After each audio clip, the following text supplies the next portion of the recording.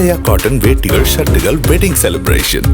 India கூட்டணியின் வெற்றி உறுதியாகிவிட்டதால் தான் கடவுள் என்பதை போல் பிரதமர் மோடி நகைச்சுவையாக பேசுவதாக காங்கிரஸ் எம்பி திருநாவுக்கரசர் கூறியுள்ளார். சென்னையில் செய்தியாளர்களிடம் பேசிய அவர் இவ்வாறு கூறினார். கடவுளால் அவதரிக்கப்பட்டவன், மனித ஆற்றலை விட அதிக சக்தி எனக்கு இருக்கு அப்படின்னு சொல்லி அவர் ஒரு விளையாட்டா பேசுறதெல்லாம் எனக்கு சீரியஸா எடுத்துக்கிறீங்க. ஏதோ ஜோக்கா பேசுறாரு, அவ்வளவுதான். காங்கிரஸ் கூட்டணிக்கு வெற்றி வாய்ப்பு பிரகாசமாக ஆக ஆக கூட கூட பிரதமரும் கூட கூட ஜாஸ்தியா பேசிக்கிட்டே இருக்காரு. அது அவருடைய தோல்வி பயத்தை இதை காட்டுகிறதுன்னு அர்த்தம்.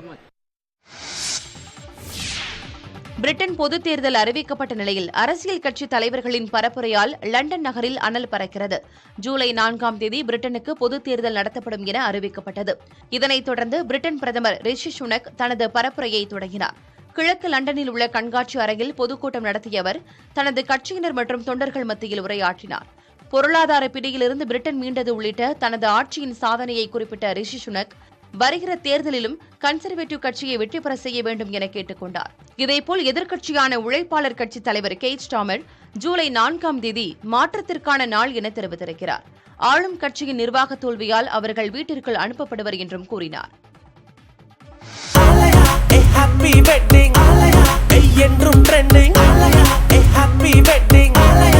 ஆலயா காட்டன் வேட்டிகள் ஷர்ட்டுகள் வெட்டிங் செலிப்ரேஷன்.